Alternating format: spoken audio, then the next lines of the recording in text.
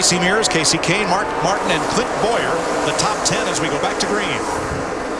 You know, going back to that crash a while ago with Jamie McMurray, that's also a terrible spot for the spotters because the spotters are right here at the start-finish line, and they're looking dead at the cars there as they come off turn 4.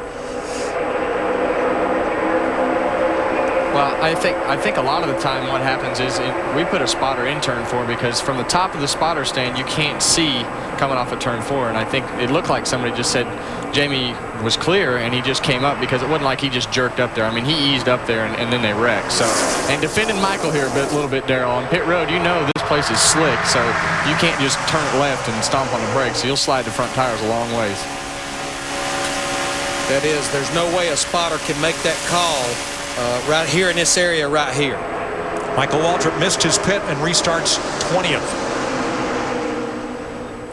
Krista?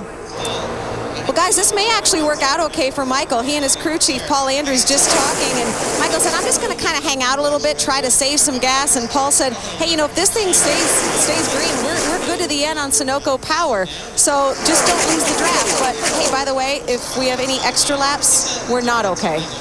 Yeah, those 3 caution laps probably bought most of these cars that little bit they needed. You don't use near as much fuel on the cautions as you do green, and a lot of them were just 2 or 3 laps short of making the 50 laps on fuel. Pretty optimistic, I might add, to think that there's not going to be another caution. Dave Blaney, former champion of the World of Outlaws, who won a pole in New Hampshire last July in a Toyota. First pole by a foreign nameplate in NASCAR since Lloyd Shaw at Langhorne, Pennsylvania in 1953. 4-car breakaway on the bottom. Steve. And Mike, Dave Blaney out front of the 22 car. He likes that, not necessarily because he's leading. That's good too. But he had said before to his crew chief Tommy Baldwin, this car is a lot more stable and a lot more comfortable when I'm out in front by myself. Well, and that's acting a lot like the old car. It's getting all that clean air on the nose that's putting pressure and downforce on the front end that's helping the car to turn, I'm sure. Where when you're behind the car, you lose that downforce. Blaney's paint job is a tribute to all the cat dealers in Canada and the U.S. that have supported the racing team for all these years, and it's a tribute car to all of them. Let's go back to 15th here, riding with Denny Hamlin. That's Jimmy Johnson just ahead. Hamlin was involved in the crash with McMurray, but runs in 15th. Matt? Mike, the hits keep coming for Denny Hamlin, the 06 winner. Now he pitted twice. The second time just to top off with some Sunoco. The first time to fix both front fenders. Now he may have a possible driveline vibration. Curtis Markham told him if it gets worse, then we'll pit. Right now, just try to ride it out and do the best you can. Now we're seeing Jeff Gordon here in the 24 car. Remember, Steve reported before the 10-minute break that his car was missing. One thing they did during that break is these cars have 2 ignition systems.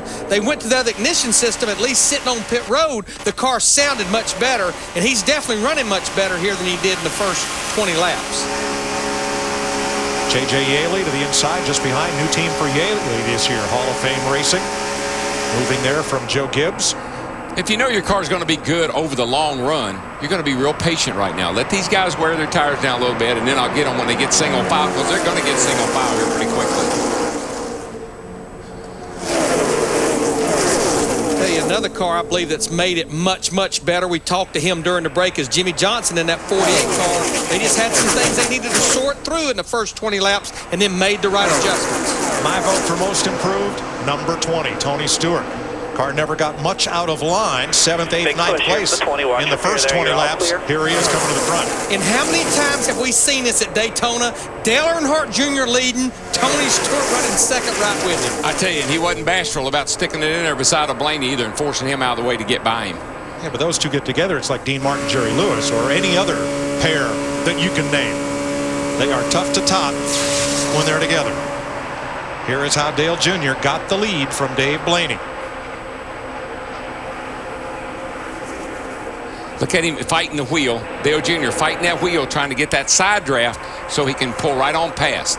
And he definitely did it with side draft. I mean, Tony's right on his back bumper, and that's really making him dart around, but he's hanging on to it. Darrell, what happens to the car when you come up alongside the right rear quarter panel of another car, get close, and then break away? What happens? Well, when you get to that right rear quarter panel, when you pull right up next to that door, there's a void right there. And when you go there, there's a void, then you swing out and you get the draft effect off of the side of the car. So you're coming inside the wake and then back out of the wake. It slows the other guy down and speeds you up, and you go right by him. Wonder where he learned that move. I don't know, but I think the one thing I think he learned was he can see that air. I can tell you that. I think we've used this comment before. Cadillac didn't roll too far from the tree. Not at all.